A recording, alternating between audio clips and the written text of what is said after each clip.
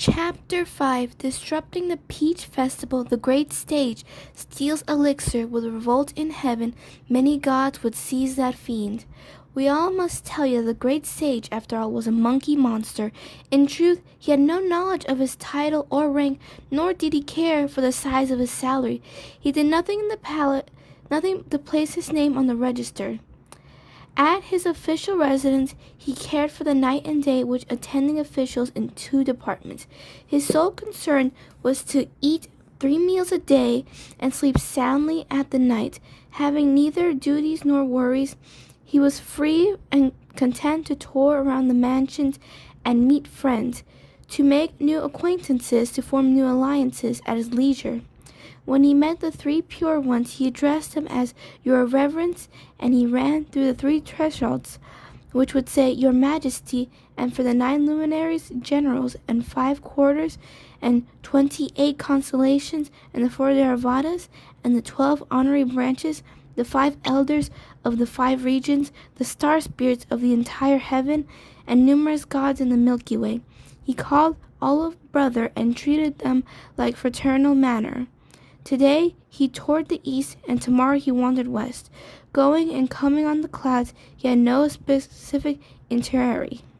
Early in the morning, the Jade Emperor was holding a court, and Tao is mortal, and Jing Jingguan stepped from the ranks, went forward, and memorialized the Katoing. The great sage, equal to heaven, has no duties at present, and merely dawdles away his time. He has become quite chummy with various stars and constellations of heaven, calling them friends regardless of whether they are his superiors or subordinates. I fear that his idleness may lead to rogueness. You better give him some assignment, or he will not grow mischievous. When the Jade Emperor heard these words, he sent for the Monkey King at once and came amiably. Your Majesty, he said, what promotion or reward did you have in mind for this old monkey that you called him? We perceive, the Jade Emperor said, that your life has become quite insolent, since you have nothing to do, and we have decided, therefore, to give you an assignment. You will temporarily take care of the Garden of Immortal Peaches. Be careful and diligent in the morning and evening. Delighted, the great sage bowed deeply and grunted his gratitude and withdrew. He could not restrain himself from rushing immediately to the Garden of Immortal Peaches, inspecting the place. A local spirit garden stopped him and asked, Where is the great sage going? I have been authorized by the Jade Emperor, said the great sage, to look after the Garden of Immortal Peaches. I have come to conduct an inspection. The local spirit hurriedly saluted him and called together all the stewards in charge of holding the waters and tending the peaches and cleaning and sweeping. They all came kowtowing to the great sage and led him aside. There he saw, radiantly young and lovely, every trunk and limb, radiant, young and lovely blossoms filling the trees, and fruits on every trunk and limb weighing down on the stems. The fruits weighing down on the stems hang like balls of gilt. The blossoms filling the trees in forms of tough rogue. And ever they bloom, ever fruit bearing, they ripen in 1,000 years. Not knowing winter or summer, they lengthen out tens and thousands of years. Those that first ripen glow like faces and redden with wine. With those half-grown ones, they stalk held and are green-skinned. Encased in smoke, their flesh retains green, but the sunlight reveals the cinnabar grace. Beneath the trees are rare flowers and exotic grass, which colors and unfading of the 4 seasons, and remain the same. The towers and traces of the studios, left and right, they rise so high into the air that often the clouds covers are seen. Now, not planted by the vulgar or unworldly dark city, they have grown and tended by Mother Earth of the Jade Pool. The great sage enjoyed this sight for a long time, and then he asked the local spirit, How many trees are there? There are 3,600, said the local spirit. In front of our 1,200 trees with little flowers and small fruits. These ripen once every 3,000 years, and after one taste of them, a man will become immortal, enlightened by the way. with healthy limbs and lightweight body. In the middle are 1,200 trees of layered flowers and sweet fruits. They ripen every 6,000 years. If a man eats them, he will ascend to heaven with the mist of never grow old, and are back to 1,200 trees with the fruits of the purplish veins and the pale yellow pits. These ripen once every 9,000 years, and if eaten, they will make a man's age equal to that of heaven and earth, and the sun and the moon. Highly pleased by these words, the great sage that very day made a thorough inspection of the trees glistening in the arbors of the pavilion before returning to his residence. From then on, he would go there and enjoy the scenery every now and then for 3 to 4 days. He now no longer consorted to his friend, nor did he take any more trips. One day he saw more than half of the peaches on the branches of the older trees had ripened. He wanted very much to eat one and sample its novel taste. Closely followed, however, by the local spirit garden, the stewards of divine attendants of equal to heaven residents, he found it inconvenient to do so. Therefore he devised a plan to spur for the moment, and said to them, "Why don't you all wait for me outside and let me rest while in this arbor?" Various immortals drew accordingly. The Monkey King then took off his cap and robe and climbed to the big tree and selected the largest peaches, thoroughly ripened, and plucking as many of them, and ate to his heart's content on the branches. Right after he had his fill, he jumped down from the tree, and pinning back his cap and donning his robe, he called for his train of followers to return to his residence. After 2 or 3 days, he used the same device to seal the peaches and gratify himself once again. One day the Lady Queen Mother decided to open wide her treasure chamber to give a banquet to the grand festival of immortal peaches. Those immortal maidens, red gown, blue gown, white gown, black gown, purple gown, yellow gown, green gown, go to their flower baskets to the garden of immortal peaches to pick the fruits for the festival. 7 maidens went to the garden and found it guarded by the local spirit and stewards, the ministers of 2 departments equal to heaven's residence. The girls approached them, saying, "We have been ordered by Queen Mother to pick some peaches for a banquet." "Divine maidens," said the local spirits, "please wait for a moment. This year is not quite the same as last year. The Jade Emperor has put charge here, the great sage equal to heaven, and we must report to him before we are allowed to open the gate." "Where is the great sage?" asked the maidens. "He is in the garden," said the local spirit. "Because he is tired, he is sleeping alone in the arbor." "If that's the case," said the maidens, "then let us go find him. We cannot be late." The local spirit went into the garden with them and found their way into the arbor and saw no one.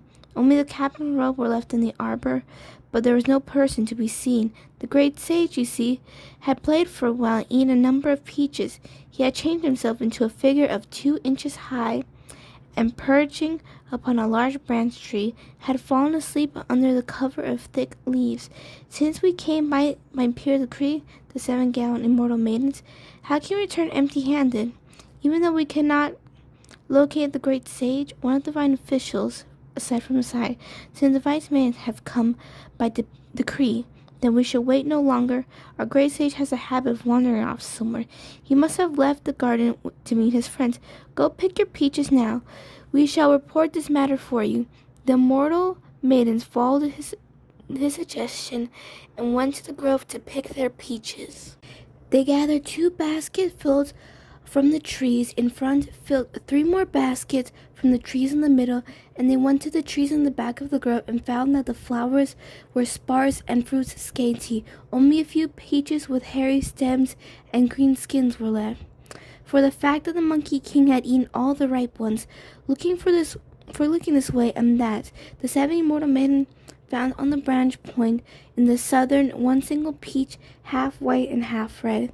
The blue-gowned maiden pulled the branch down with her hand. The red-gowned maiden, after plucking the fruit, let the branch snap back into its position. This was very much the branch that had transformed the great sage was sleeping. Startled by her, the great sage revealed his true form and whipped out his ear in the golden hoop rod. One wave and one thickness of a rice bowl "From what region have you come, monsters?" he cried. "They have the gall to steal my peaches." Terrified, the 7 immortal maidens kneeled down and pleaded, "Let the great sage calm himself. We are not monsters. We are 7 gowned immortal maidens sent by the Lady Queen Mother to pluck the fruits needed for the grand festival of immortal peaches. When the treasure chamber is wide open, we just came here, and we saw that the local spirit of the garden could not have found the great sage. Fearing that we might have delayed in fulfilling the command of the Queen Mother, we did not wait for the great sage, but proceeded to pluck the peaches. We beg for your forgiveness." When the great sage heard these words, his anger changed to delight. "Please arise, divine maidens," he said. "Who is invited to the banquet when the Queen Mother opens her wide treasure chamber?"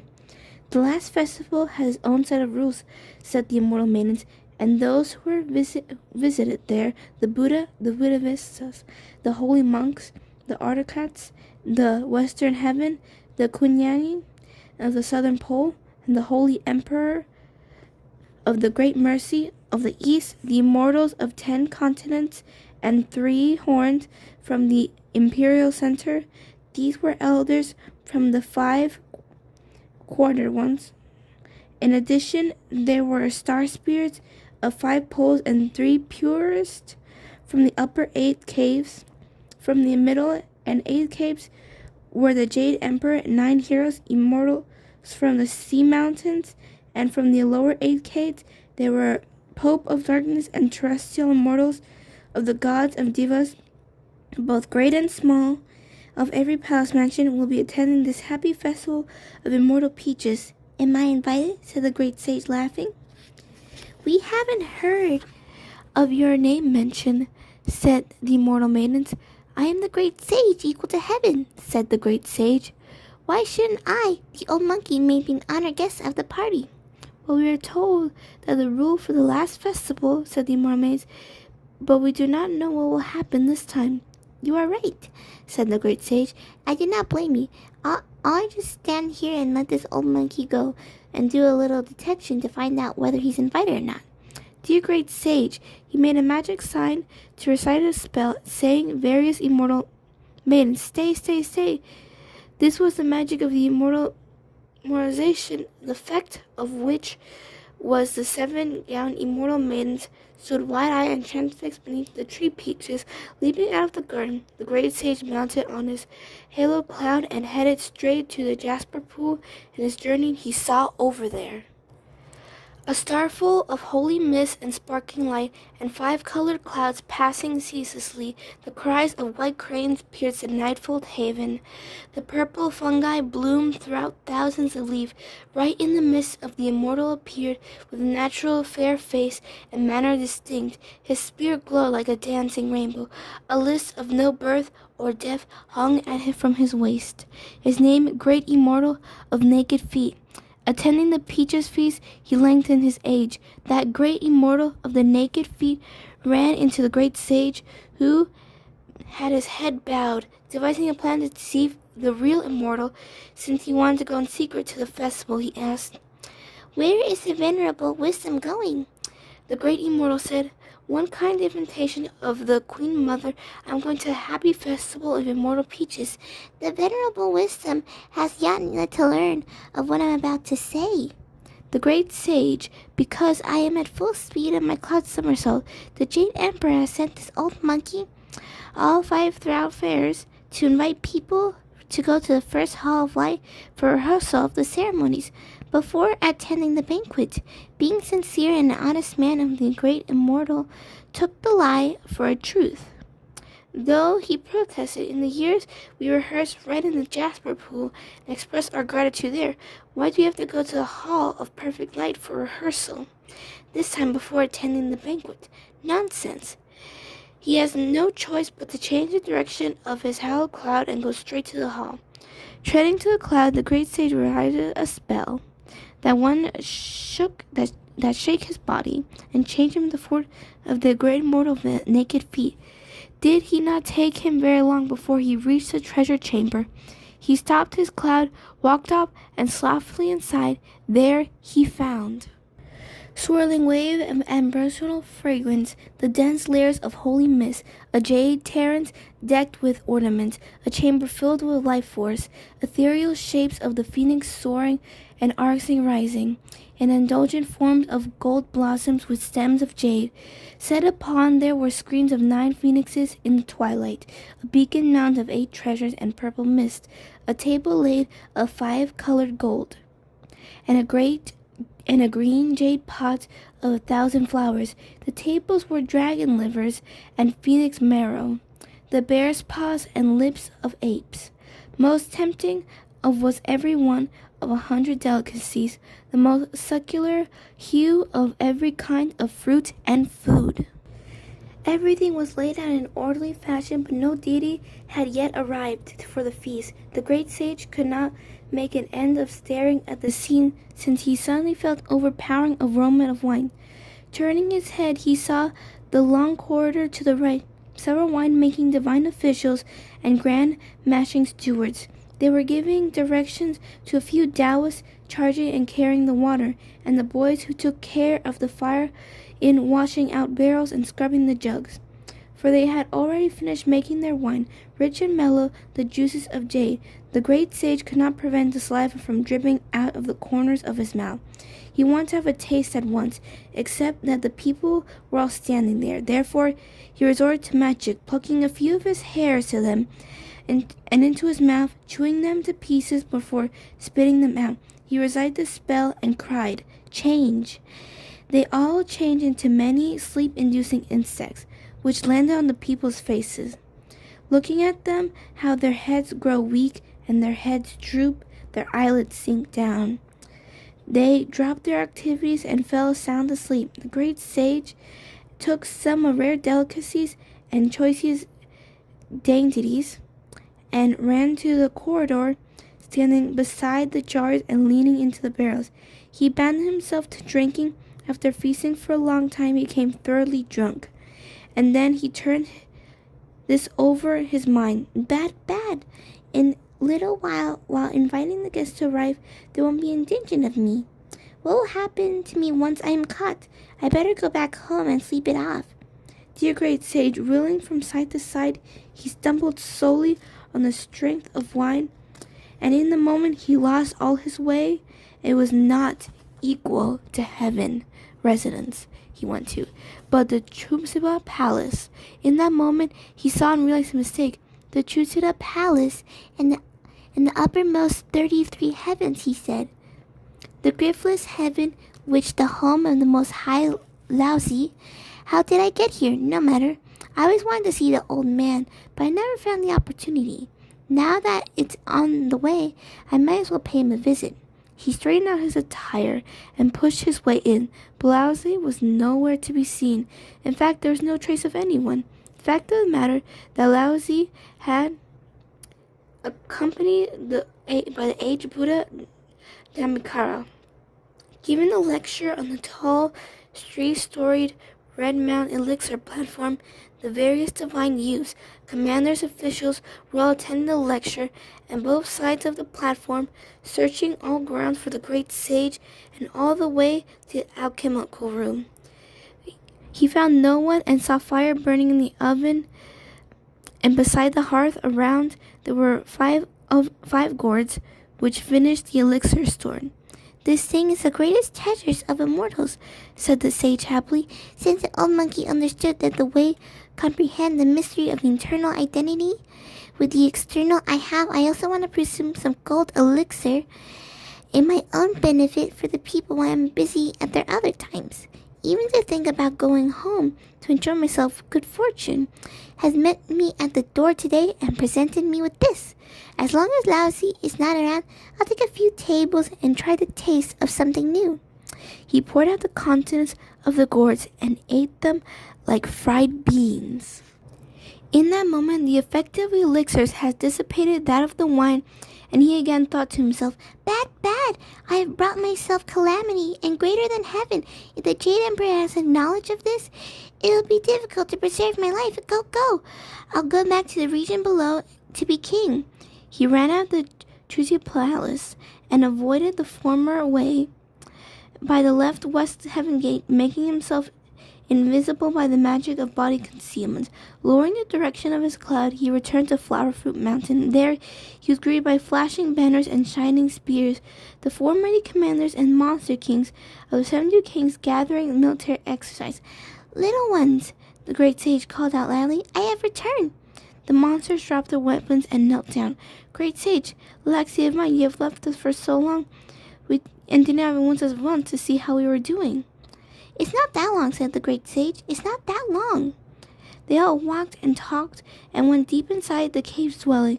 After sweeping the place and preparing the place for him to rest, after kowtowing and to doing homage, the four mighty commanders said, "The great sage has been living for over a century in heaven. May we ask what appointment did he actually receive?" "I recall it's been but half a year," said the great sage, laughing. "How can you talk of a century? 1 day in heaven," said the commanders, "is equal to 1 year on earth." The great sage said, "I am glad to say that the Jade Emperor this time is more favorably disposed towards me. Did he indeed appoint me great sage equal to heaven? An official residence was built for me, and 2 departments, the peace and quiet and serene spirits, were established, with bodyguards and attendants each department. Later, when I found out I carried no responsibility, I asked to take care of the Garden of Immortal Peaches. Recently, the Lady Queen Mother has gave the Grand Festival of Immortal Peaches, but she did not invite me. Without waiting for her invitation, I went first to the Jasper Pool and secretly consumed the food and wine. Leaving that place, I staggered into the Palace of Laozi, and I finishing up all the elixirs stored in the 5 gourds. I was afraid that the Jade Emperor would be offended, so I decided to walk out of the heavenly gate." Various monsters were delighted by these words. They were prepared a banquet of fruits and wines to welcome him. A stone bowl was filled with coconut wine and presented to the great sage, who took a mouthful and then exclaimed with a grimace, "It tastes awful, just awful." The great sage, Bang and Ba, 2 commanders, has grown accustomed to tasting divine wine in the food of heaven. It is small wonder that coconut wine now seems hardly delectable. But the proverb says, "Taste you not, it's water from home." "And all of you are, related or not, the people from home," said the great sage.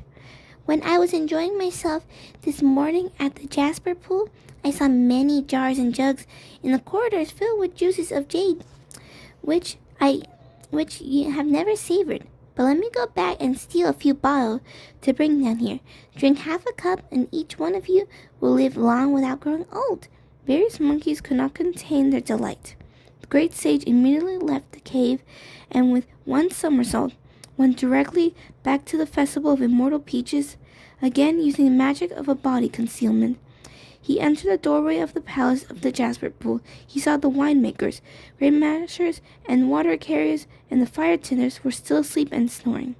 He took 2 large bottles, one of them in each arm, and carried 2 more in his hands, reversing in the direction of his cloud and returning to the monkeys in the cave. They held their own festival of immortal wine, which each one drinking a few cups, which the incident shall not relate no further. Now we tell you about the 7 gowned immortal maidens who did not find the release of the great sage magic of immobilization. Until a whole day had gone by, each of them had then took her flower basket and reported to the Queen Mother, saying, "We are delayed because the great sage equal to heaven imprisoned us with his magic." "How many baskets of immortal peaches have you gathered?" asked the Queen Mother. "Only 2 baskets of small peaches, 3 of medium-sized peaches," said the immortal maidens. "And from when we went back to the grove, there was not even half a large one left. We think the great sage must have eaten them all. As we went to look for him, he unexpectedly made his appearance and threatened us with violence and beatings. He also questioned us about who had been invited to the banquet, and we gave him a thorough account of the last festival, and then that he bound us with a spell, and we did not know where he went. We only for a moment ago we found a release, and we could only come back here." When the Queen Mother heard these words, she went immediately to the Jade Emperor and presented him a full account of what had taken place. Before she finished speaking, a group of winemakers, together with various divine officials, also came to report someone unknowingly had vandalized the festival of immortal peaches. The juice of jade, of 8 dainties, and 100 delicacies have all been stolen or eaten up. 4 royal preceptors then came to announce the supreme patriarch of Tao has arrived. The Jade Emperor went out with the Queen Mother to greet him. Having paid his respects him, Lao Zi said, "There are in this house of old Tao's some unfinished golden elixirs of 9 turns, which reserved for the use of your majesty during the grand festival of Cinnabar. It is strange to say they have been stolen by some thief, and I came specifically to make this known to your majesty." This report stunned the Jade Emperor.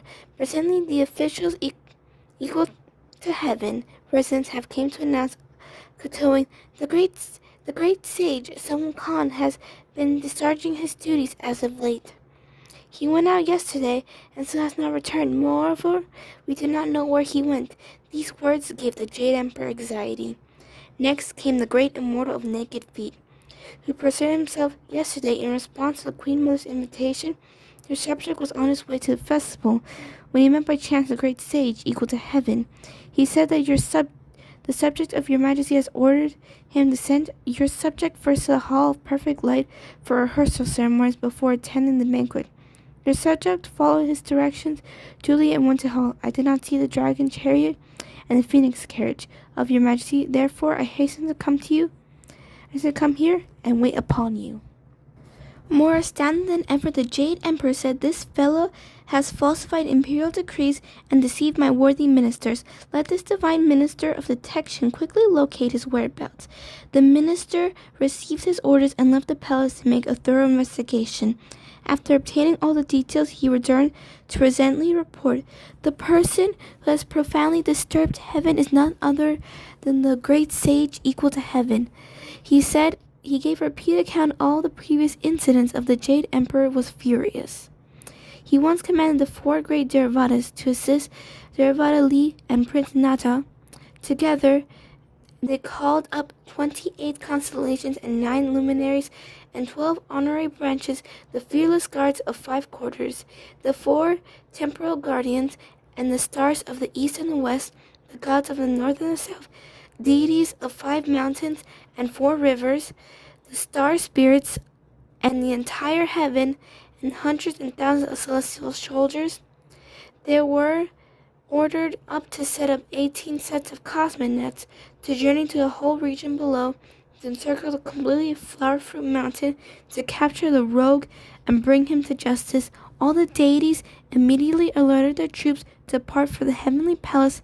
As they left, this was a spectacle of an expedition. With yellow dust and churning wind concealed the darkening sky, the reddish with clay rising fog led the dusty world. Because of the impish monkey insulted the highest lord, the saints of all heaven descended to the mortal earth, those 4 great Theravadas, those fearless guards of 5 quarters, those 4 great Theravada kings made up of the mainland command, those fearless guards of the 5 quarters moved countless troops.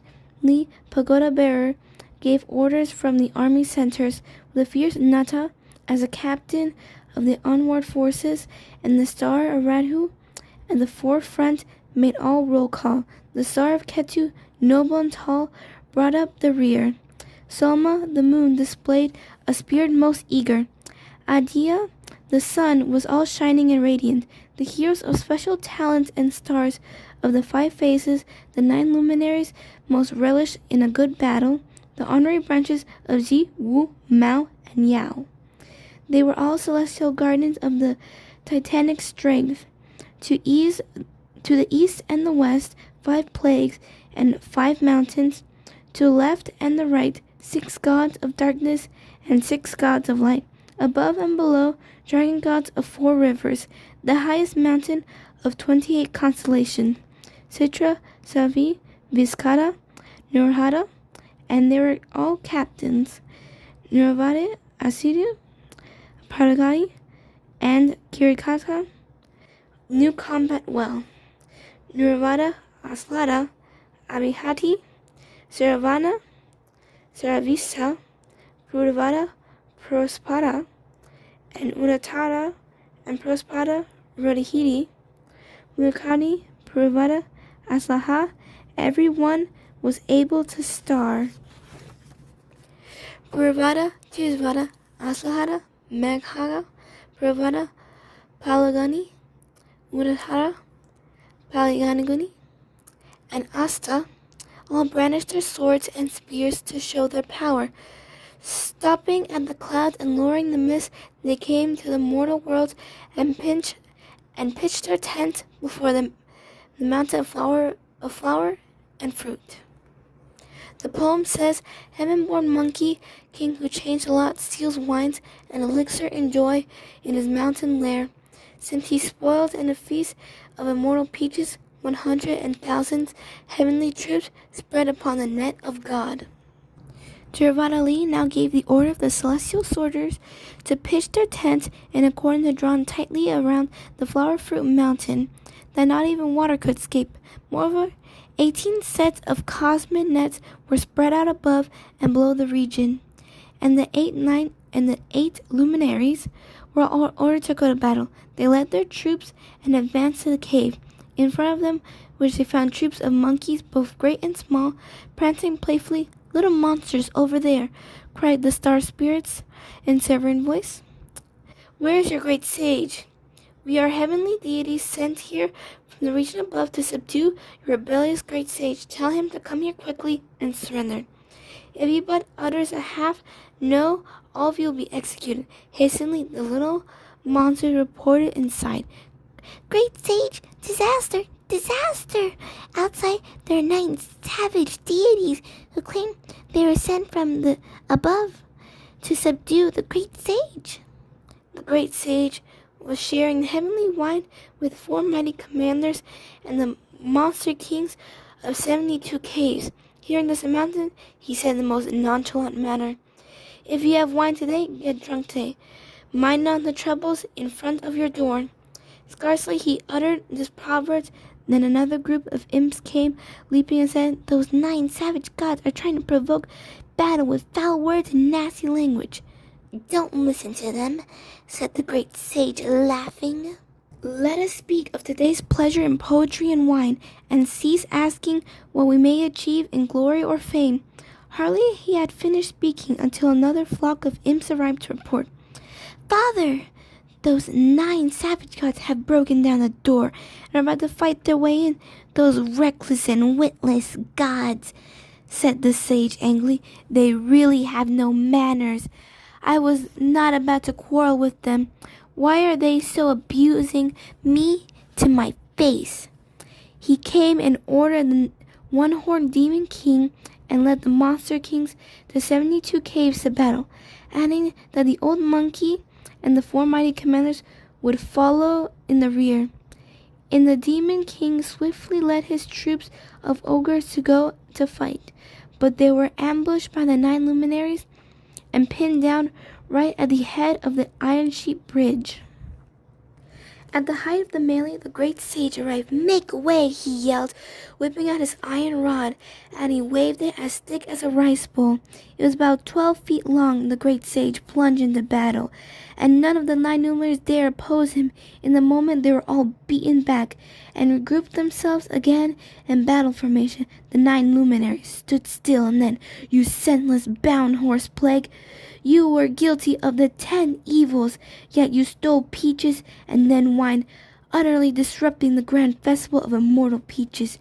You also robbed Lousy of his immortal elixir, and yet the gall to plunder into the imperial winery for your own personal enjoyment. Do you realize that you have piled up upon sin on sin? Indeed, said the great sage. These several incidents did occur, but what did you intend to do now? The 9 luminaries said, We receive a golden decree of the Jade Emperor to lead our troops here to subdue you. Submit at once, spare these creatures from being slaughtered. If not, we shall level this mountain and overturn this cave. How this great and magical power, silly gods, retorted the sage angrily, that you dare mouth such foul-howling words. Don't go away. I have such a taste of old monkey's rod. The 9 luminaries mounted the joint attack, but the handsome Monkey King was not the least intimidated. He wielded his gold hoop rod, parrying left and right, and fought the 9 luminaries, and fled his weapons, trailing behind him, running into a tent at the center of the army. And they said to the pagoda bearer Theravada, "That the Monkey King has indeed an intrepid warrior. We cannot withstand him. We have to return defeated." Theravada Li then ordered the 4 great Theravadas and then 28 constellations to go together to battle. Without displaying the slightest panic, the great sage ordered 1 horse, Demon King, Monster Kings, and 72 caves. The 4 mighty commanders and arranged themselves battle formations in front of the cave.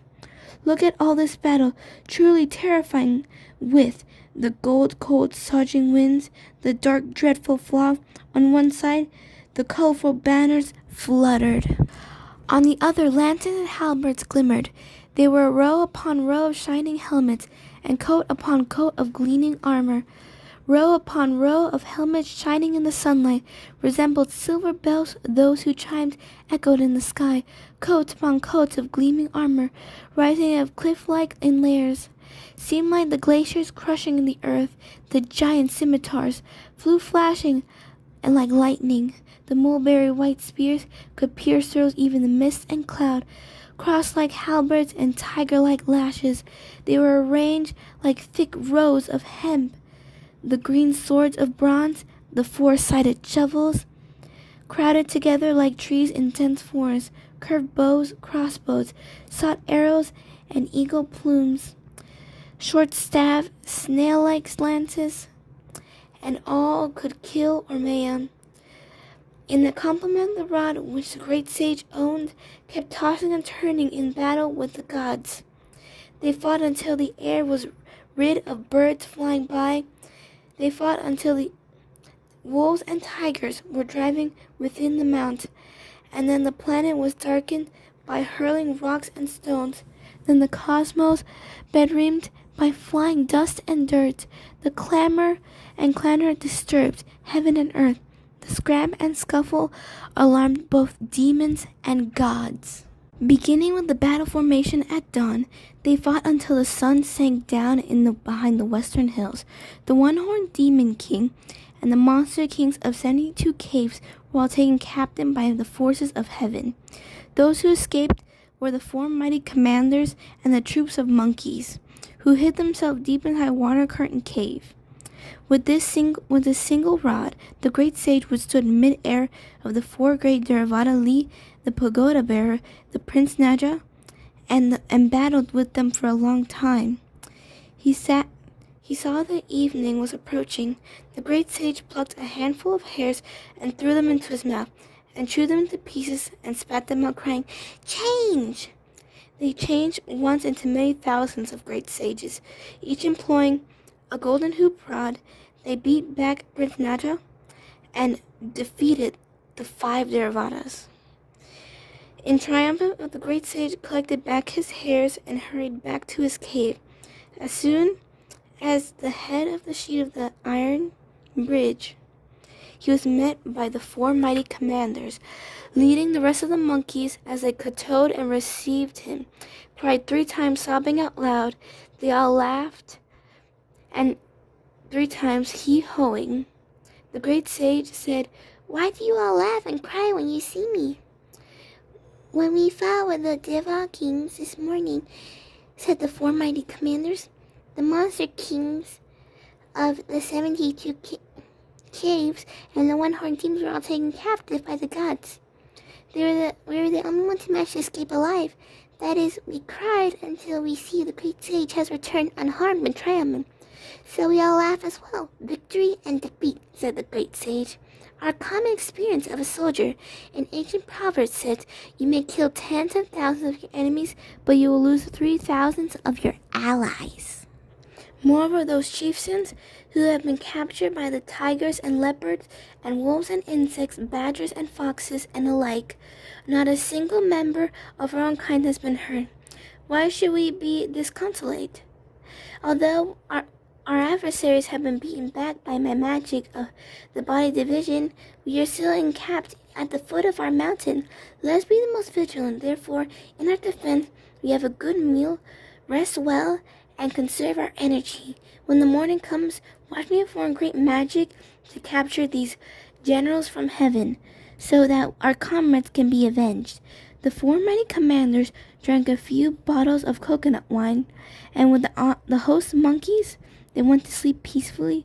We shall speak no more of them. The four Theravada retired their troops and stopped their fighting. Each of them heavenly commanders came to report his accomplishment, and there were those who had captured lions and elephants, those who had apprehended wolves, crawling creatures, and foxes.